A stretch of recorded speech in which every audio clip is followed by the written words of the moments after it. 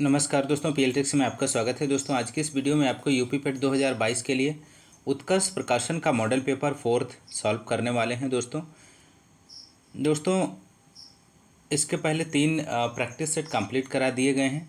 यदि आपने नहीं देखे हैं तो डिस्क्रिप्शन में आपको प्लेलिस्ट के नाम से लिंक मिल जाएगा, वहाँ पर जाके आप देख सकते हैं। दोस्तों यदि आप हमारे चैनल पर नए हैं तो चैनल को सब्सक्राइब कीजिए, लाइक कीजिए, शेयर करिए।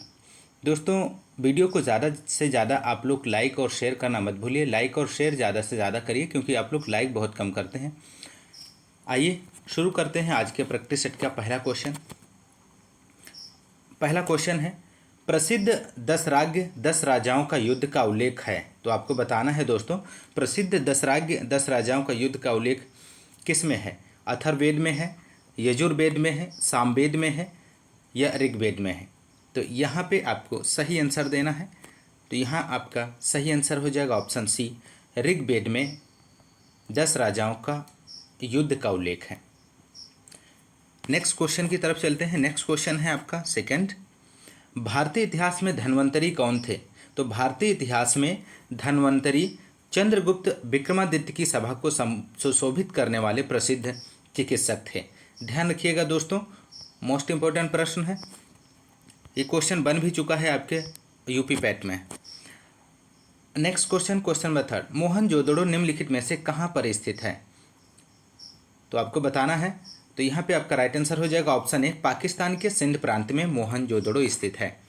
नेक्स्ट क्वेश्चन नंबर 4, बौद्ध धर्म स्पष्ट रूप से 2 संप्रदायों हीनयान या महायान में विभक्त हुआ था।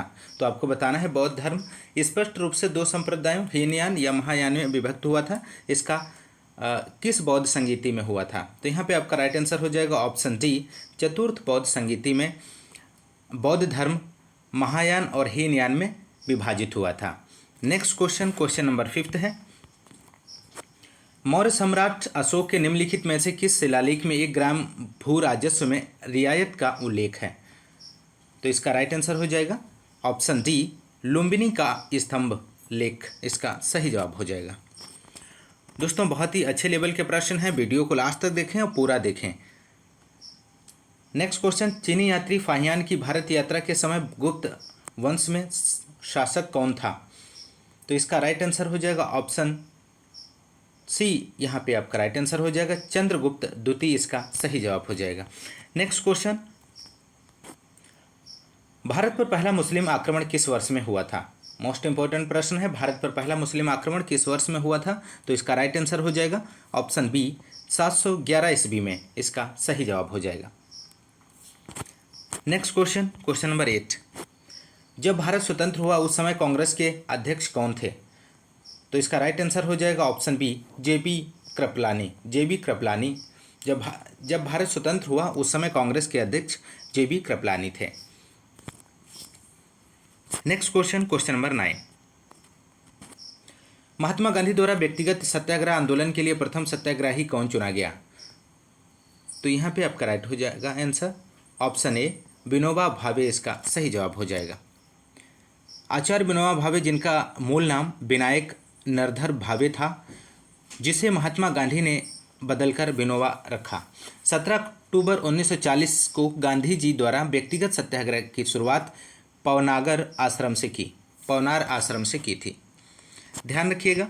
नेक्स्ट क्वेश्चन नंबर 10, निम्नलिखित राजपूत वंशों में से किसने 8वीं शताब्दी में दिल्ली शहर की स्थापना की थी? तो दिल्ली शहर की किसने स्थापना की? तो यहाँ पे आपका राइट आंसर हो जाएगा ऑप्शन बी, तोमर वंश इसका सही जवाब हो जाएगा। चौहान वंशी राजाओं में विग्रहराज चतुर्थ 1153 से 1163 ईस्वी सर्वाधिक शक्तिशाली शासक था, उसने तोमर राजाओं को हराकर दिल्ली पर अधिकार कर लिया।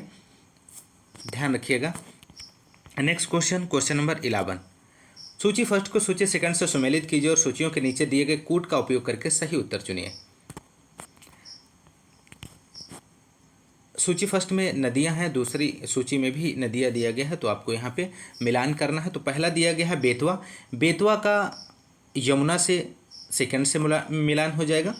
और ऑप्शन बी है छिप्रा का आपका चंबल से हो जाएगा, ऑप्शन ए से हो जाएगा। वैनगंगा गोदावरी से संबंधित हो जाएगा। और जो तवा है ये नर्मदा से सही हो जाएगा। तो इसका सही मिलान आपका ऑप्शन बी हो जाएगा। ए का थर्ड, बी का फर्स्ट, सी का फोर्थ और डी का थर्ड, ध्यान रखिएगा। नेक्स्ट क्वेश्चन, सारगैसो सागर कहाँ स्थित है? मोस्ट इंपॉर्टेंट प्रश्न है, सारगैसो सागर कहाँ स्थित है? तो सारगैसो सागर आपका उत्तरी अटलांटिक महासागर में स्थित है। नेक्स्ट क्वेश्चन, क्वेश्चन नंबर 13, जनगणना वर्ष 2011 में भारत की कुल जनसंख्या 121 करोड़ में नगरीकरण का स्तर क्या था? तो बताना है दोस्तों आपको, जनगणना वर्ष 2011 में भारत की कुल जनसंख्या 121 करोड़ में नगरीकरण का स्तर प्रतिशत क्या था? तो यहाँ पे आपका राइट आंसर हो जाएगा दोस्तों ऑप्शन डी, 31.16%। जनगणना वर्ष 2011 में भारत की कुल जनसंख्या 121 करोड़ में नगरीकरण का स्तर 31.16% था। इस जनगणना के अनुसार देश की कुल नगरीय जनसंख्या 377.1 मिलियन है। नेक्स्ट क्वेश्चन, कौन से दो देशों को मैकमोहन रेखा विभक्त करती है? कौन से दो देशों को मैकमोहन रेखा विभक्त करती है? तो यहाँ पे आपका राइट आंसर हो जाएगा ऑप्शन ए, भारत और चीन को मैकमोहन रेखा विभक्त करती है। नेक्स्ट क्वेश्चन, क्वेश्चन नंबर 15, प्रसिद्ध रूर कोयला क्षेत्र निम्नलिखित में से किस देश में स्थित है? तो आपको बताना है दोस्तों इसका सही जवाब हो जाएगा ऑप्शन ए, जर्मनी इसका सही जवाब हो जाएगा। प्रसिद्ध रूर कोयला क्षेत्र जर्मनी देश में स्थित है। नेक्स्ट क्वेश्चन, निम्नलिखित भारतीय बैंकों में से कौन सा राष्ट्रीयकृत बैंक नहीं है?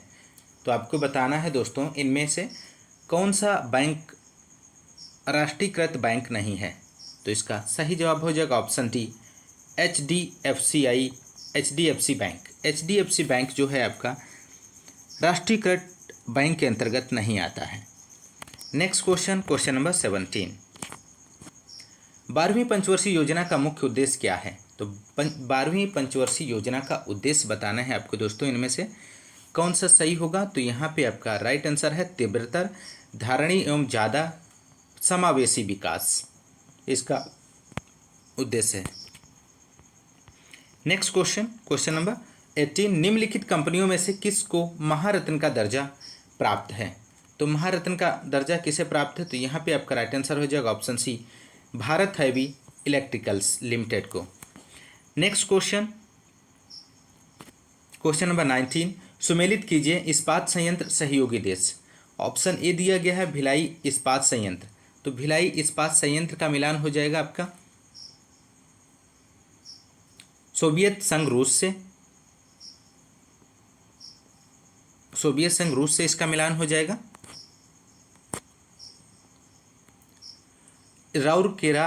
राउरकेला इस्पात संयंत्र जो है आपका ये जर्मनी से इसका मिलान हो जाएगा थर्ड से, और बोकारो इस्पात का मिलान आपका हो जाएगा, बोकारो इस्पात का जो मिलान हो जाएगा सोवियत संघ रूस से हो जाएगा, और दुर्गापुर इस्पात संयंत्र का मिलान जो हो जाएगा वो ब्रिटेन से हो जाएगा। तो यहाँ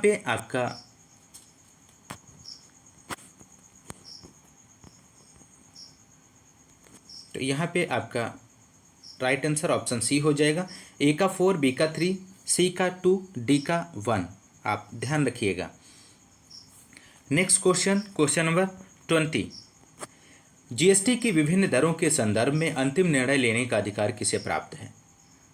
तो इसका राइट आंसर हो जाएगा ऑप्शन डी, जीएसटी परिषद को अंतिम निर्णय लेने का अधिकार प्राप्त है। भारत में न्यायपालिका का कार्यपालिका से पृथक्करण किससे व्यदेशित है? तो यहाँ पे आपका राइट आंसर हो जाएगा ऑप्शन बी, राज्य की नीति के निर्देशक तत्व, इसका सही जवाब हो जाएगा। नेक्स्ट क्वेश्चन, क्वेश्चन नंबर 22, भारतीय संविधान के अंतर्गत निम्नलिखित में से कौन सा मूल कर्तव्य नहीं है? तो आपको बताना है इनमें से कौन सा मूल कर्तव्य नहीं दिया गया है। तो राइट आंसर हो जाएगा ऑप्शन ए, लोक चुनाव में मतदान करना मूल कर्तव्य के अंतर्गत नहीं आता है। नेक्स्ट क्वेश्चन, निम्नलिखित में से केंद्र राज्य संबंधों से संबंधित नहीं है, तो आपको बताना है केंद्र राज्य संबंधों से संबंधित इनमें से कौन सा आयोग नहीं है। तो यहाँ पे आपका राइट आंसर हो जाएगा ऑप्शन बी, दांते वाला आयोग जो है केंद्र राज्य संबंधों से संबंधित नहीं है।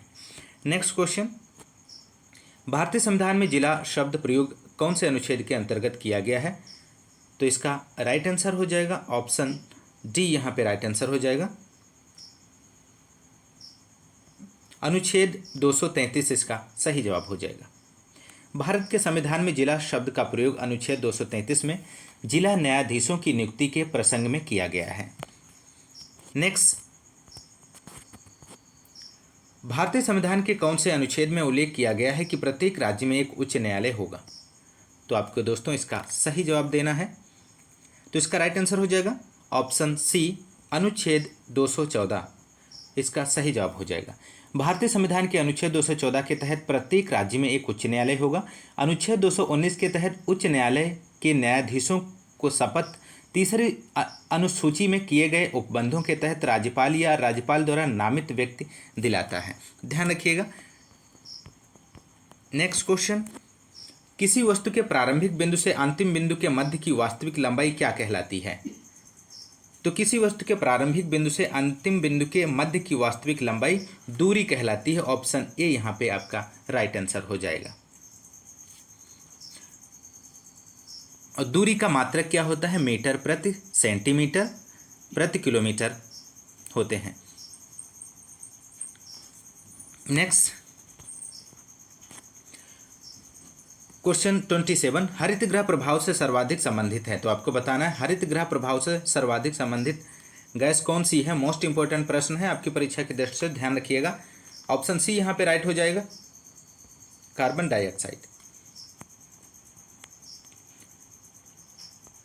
ग्रीन हाउस गैस ग्रह के वातावरण या जलवायु में परिवर्तन और भूमंडलीय उष्मीकरण के लिए उत्तरदायी होती है। इसमें सर्वाधिक उत्सर्जन कार्बन डाइऑक्साइड CO2 का होता है।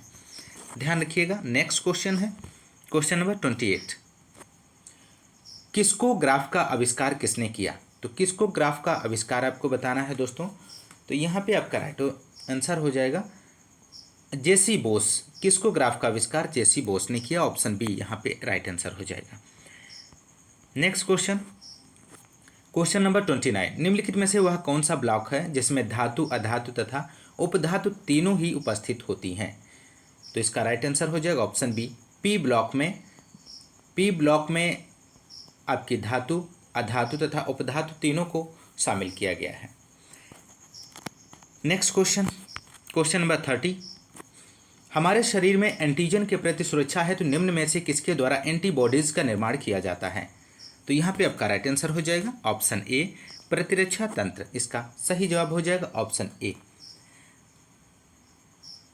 हमारे शरीर में एंटीजन के प्रति सुरक्षा हेतु प्रतिरक्षा तंत्र के द्वारा एंटीबॉडीज का निर्माण किया जाता है। प्रतिरक्षा तंत्र का जनक एडवर्ड जेनर को माना जाता है। नेक्स्ट क्वेश्चन नंबर 31, ग्रीष्मर्तु शब्द में कौन सी संधि है? आपको बताना है दोस्तों ग्रीष्मर्तु शब्द में कौन सी संधि है? तो यहाँ पे आपका राइट आंसर ऑप्शन बी हो जाएगा, गुण संधि है। ग्रीष्म प्लस ऋतु बराबर आपका होता है ग्रीष्मर्तु और इसमें गुण संधि है। और देवर्ष का नेक्स्ट क्वेश्चन, निम्न में से दाता शब्द का सही विलोम शब्द होगा? तो यहाँ पे आपका राइट आंसर ऑप्शन ए हो जाएगा, सुम इसका विलोम हो जाएगा। नेक्स्ट क्वेश्चन नंबर 33, निराश्रित शब्द किसका पर्यायवाची है? तो निराश्रित शब्द किसका पर्यायवाची है दोस्तों? यहाँ पे ऑप्शन बी सही हो जाएगा, अनाथ का पर्यायवाची है। नेक्स्ट क्वेश्चन नंबर 34, जो दूर की बात सोच ना सके वाक्यांश के लिए उचित शब्द होगा? तो वन वर्ड सब्स्टिट्यूशन से संबंधित ये क्वेश्चन है। अनेक शब्दों के लिए एक शब्द से क्वेश्चन आपका बनता है और क्वेश्चन बनेगा, और इसको आप ध्यान रखिएगा। जो दूर की बात सोच ना सके वाक्यांश के लिए उचित शब्द क्या होगा? तो इसका राइट आंसर हो जाएगा अनाग्र सोची इसका सही जवाब हो जाएगा, अनाग्र सोची। नेक्स्ट क्वेश्चन,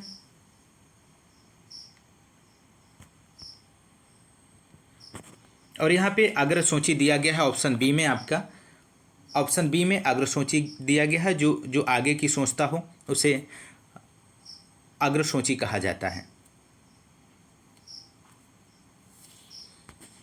और जो दूर की सोच रखने वाले को अदूरदर्शी कहा जाता है। नेक्स्ट क्वेश्चन, क्वेश्चन नंबर 35, निम्न में से पुल्लिंग शब्द है, आपको पुल्लिंग शब्द बताना है, इसमें से कौन सा है। तो यहाँ पे राइट आंसर हो जाएगा ऑप्शन बी, बुढ़ापा जो है वो पुल्लिंग शब्द है।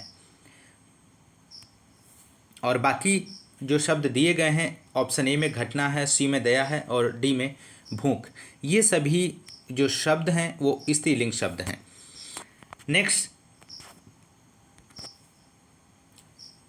नेक्स्ट आपका पैराग्राफ दिया गया है गद्यांश का, आप इसको ध्यानपूर्वक पढ़ लीजिए। निम्नलिखित गद्यांश को ध्यानपूर्वक पढ़कर प्रश्न संख्या 36 से 40 तक के आपको उत्तर देने हैं। आइए पैराग्राफ को ध्यान से पढ़ लेते हैं। मैं अपने कुटुंब के युवा लोगों से कहता रहता हूं कि तुम्हें सब कुछ मिल सकता है, बस तुम्हें मेहनत करनी होगी।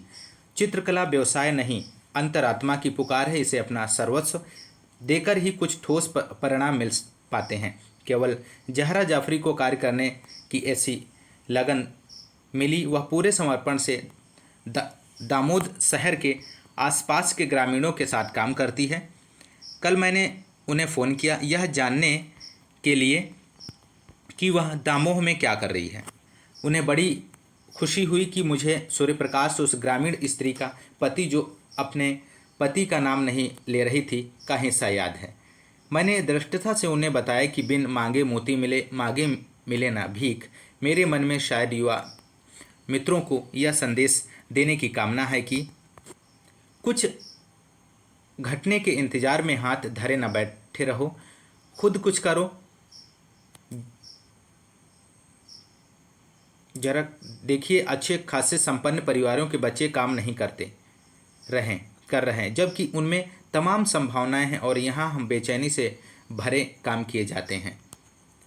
मैं बुखार से छटपटाता सा अपनी आत्मा, अपने चित्त को संतृप्त किए रहता हूँ। मैं कुछ ऐसी बात कर रहा हूँ जिसमें खामी लगती है। यह बहुत गजब की बात नहीं है, लेकिन मुझ में काम करने का संकल्प है। तो ये दोस्तों आपका रहा पैराग्राफ, और पैराग्राफ के नीचे आपके क्वेश्चंस दिए हैं जिनका उत्तर आपको गद्यांश से देना है। क्वेश्चन नंबर 36 है, मैंने दृष्टता से उन्हें बताया रेखांकित शब्द का अर्थ क्या होगा। तो यहाँ पे राइट आंसर हो जाएगा ऑप्शन बी, निर्लज्जता इसका सही जवाब हो जाएगा। दृष्टता का अर्थ होता है निर्लज्जता और गुस्ताखी या अनुचित या साहस, यानी अनुचित साहस। नेक्स्ट क्वेश्चन, क्वेश्चन नंबर 37, निम्नलिखित में से बहुवचन शब्द चुनिए। तो निम्नलिखित में से बहुवचन शब्द आपको चुनना है दोस्तों। तो बहुवचन इनमें से कौन सा ऑप्शन हो जाएगा सही। तो यहाँ पे राइट आंसर ऑप्शन डी हो जाएगा, बच्चे आपका बहुवचन शब्द हो जाएगा, ऑप्शन डी यहाँ पे सही है। नेक्स्ट क्वेश्चन, क्वेश्चन नंबर 38, यहाँ हम बेचैनी से भरे काम किए जाते हैं, यह कथन किस काल का बोधक है। तो यहाँ पे आपका राइट आंसर ऑप्शन बी हो जाएगा, सामान्य वर्तमान काल का वाक्य है। सामान्य वर्तमान काल, जिस क्रिया का होना या करना वर्तमान समय में ही मालूम हो उसे सामान्य वर्तमान काल कहते हैं। जैसे सोहन खाना खाता है, तो वर्तमान काल का ये सेंटेंस है, ध्यान रखिएगा। नेक्स्ट क्वेश्चन, स्त्रीलिंग शब्द नहीं है, तो आपको बताना है इनमें से कौन सा स्त्रीलिंग शब्द नहीं है। तो यहाँ पे आपका राइट आंसर हो जाएगा ऑप्शन डी, व्यवसाय स्त्रीलिंग शब्द नहीं है।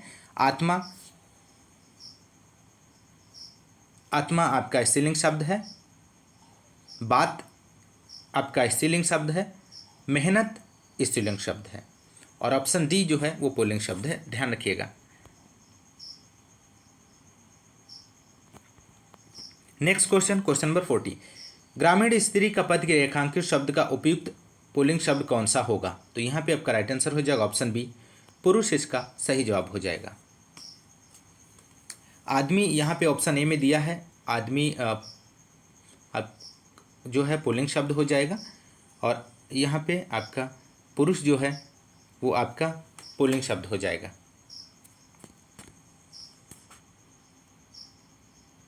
नेक्स्ट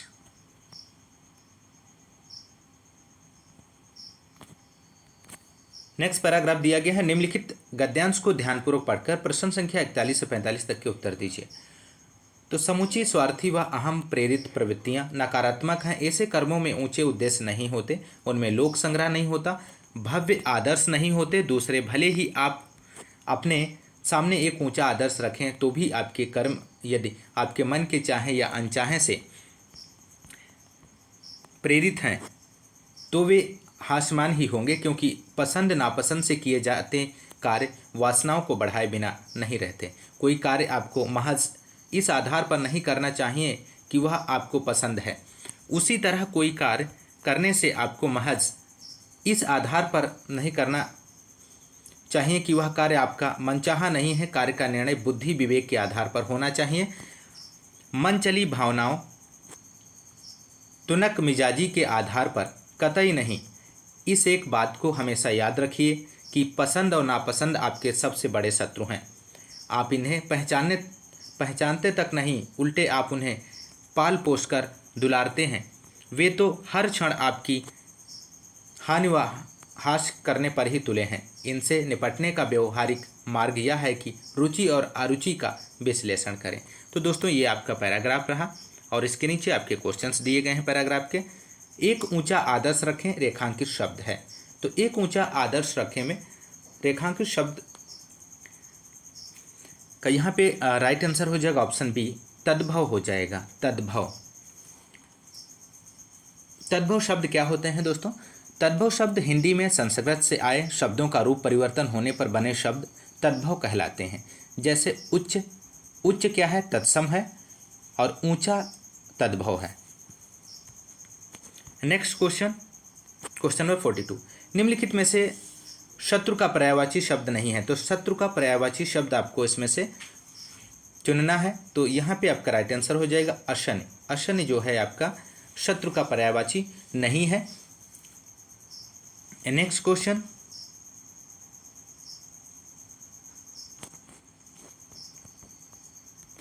क्वेश्चन, विश्लेषण का विलोमार्थक शब्द है। तो आपको बताना है दोस्तों विश्लेषण का विलोमार्थक शब्द क्या है इनमें से। तो यहाँ पे आपका राइट आंसर हो जाएगा ऑप्शन बी, संश्लेषण हो जाएगा। विश्लेषण का विलोम संश्लेषण होता है और आकर्षण का विकर्षण हो जाता है। आकर्षण का विलोम विकर्षण होता है, आकर्षण का विकर्षण।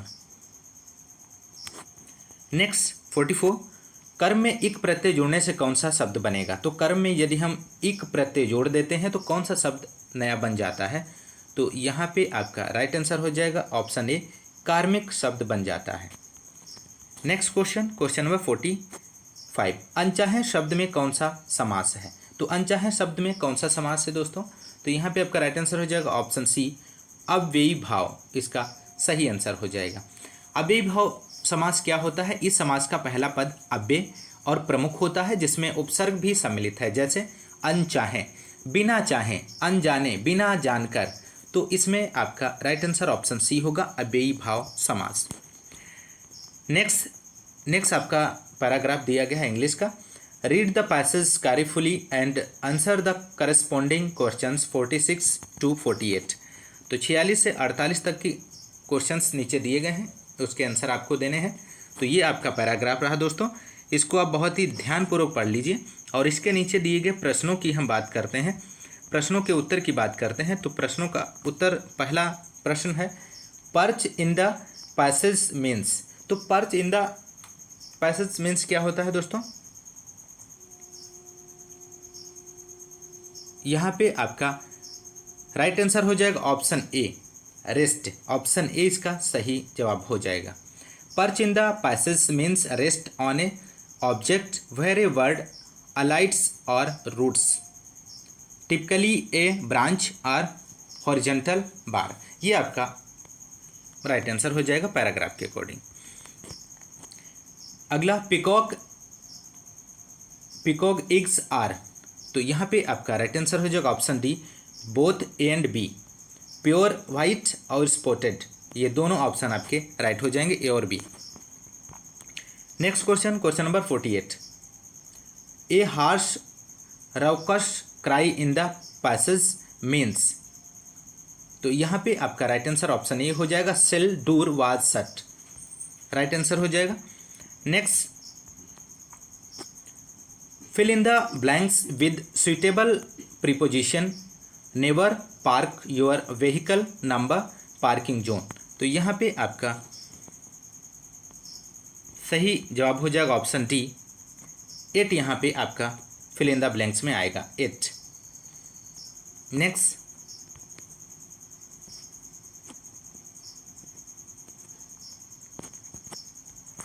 नेक्स्ट क्वेश्चन है क्वेश्चन नंबर आपका 50। Complete the following sentence with the proper use of degree of comparison, she looks. तो यहाँ पे आपका फिल इन द ब्लैंक्स है, क्या भरा जाएगा, यहाँ पे आपका राइट आंसर हो जाएगा ऑप्शन बी, मोर वाइज। सी लुक्स मोर वाइज देन श्रेवर्ड, इसका सही जवाब हो जाएगा। नेक्स्ट, आर्यभट्ट प्रेक्षण विज्ञान अनुसंधान संस्थान कहाँ स्थित है। तो आर्यभट्ट प्रेक्षण विज्ञान अनुसंधान संस्थान कहाँ पे स्थित है। तो यहाँ आपका राइट आंसर हो जाएगा ऑप्शन सी, नैनीताल।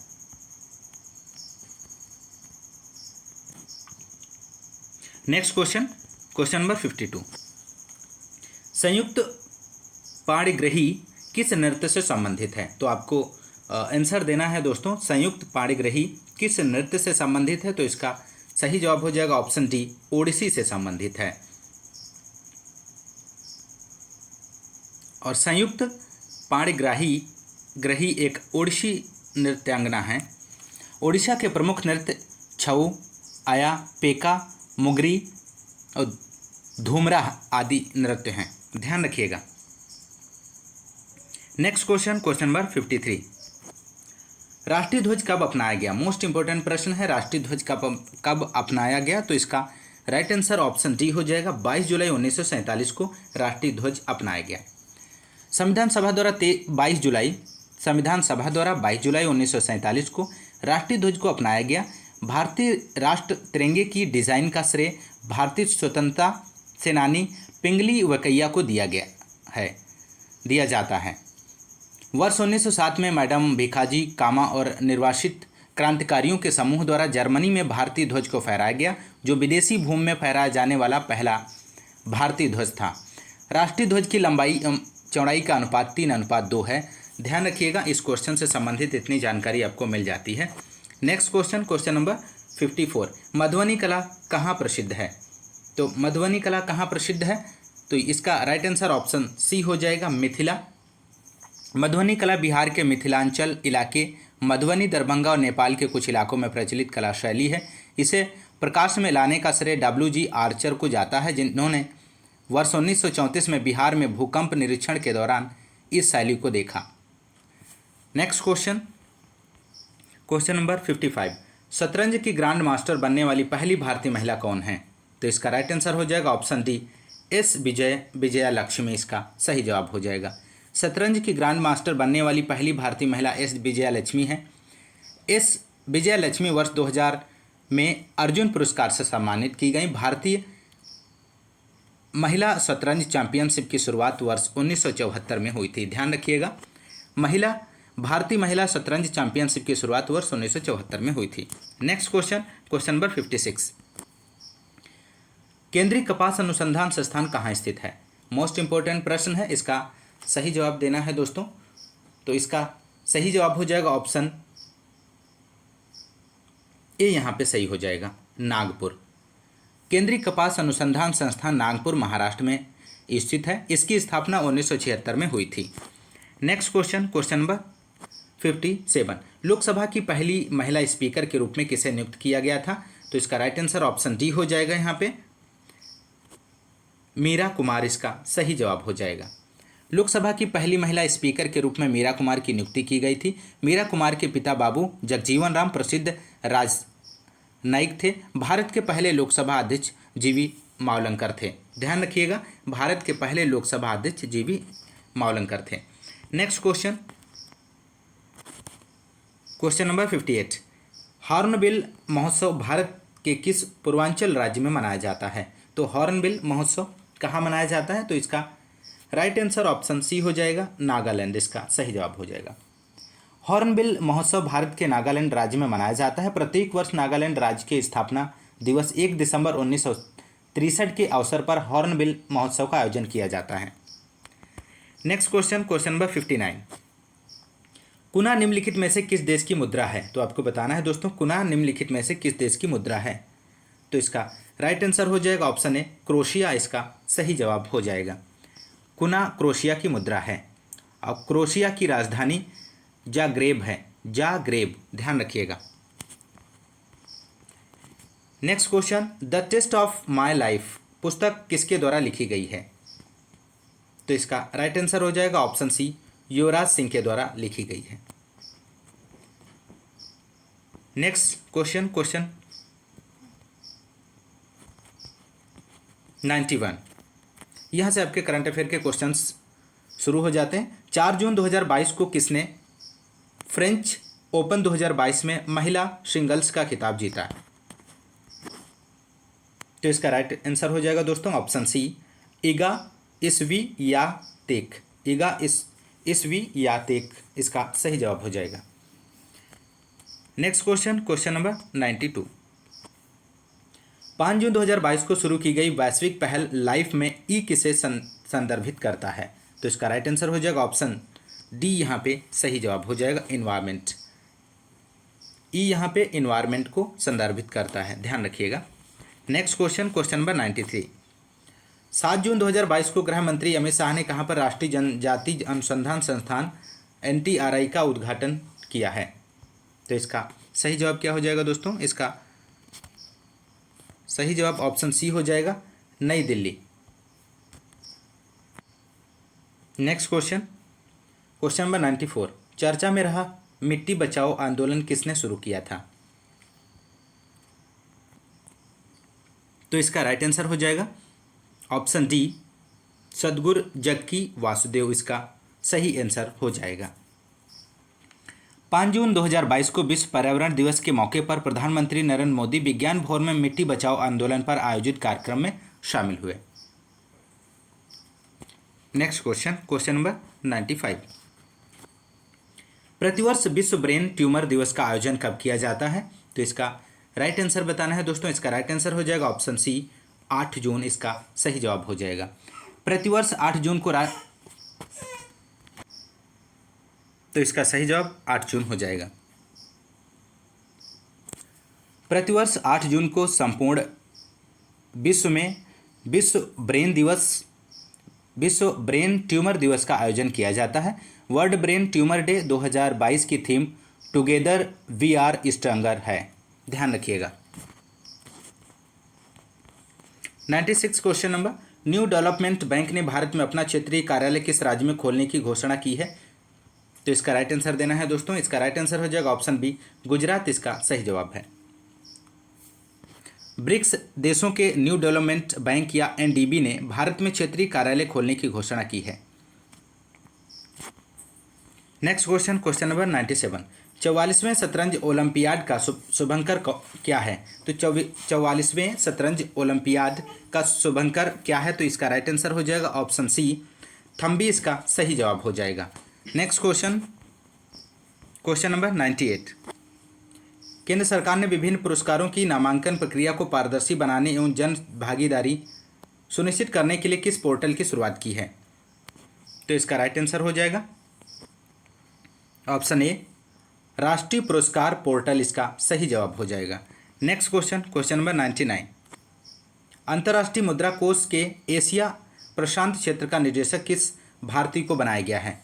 तो इसका राइट आंसर हो जाएगा ऑप्शन डी, कृष्णा श्रीनिवासन को एशिया प्रशांत क्षेत्र का निदेशक बनाया गया है। नेक्स्ट क्वेश्चन, और इस मॉडल पेपर का अंतिम क्वेश्चन है, सागरमाला यंग प्रोफेशनल स्कीम किस मंत्रालय से संबंधित है?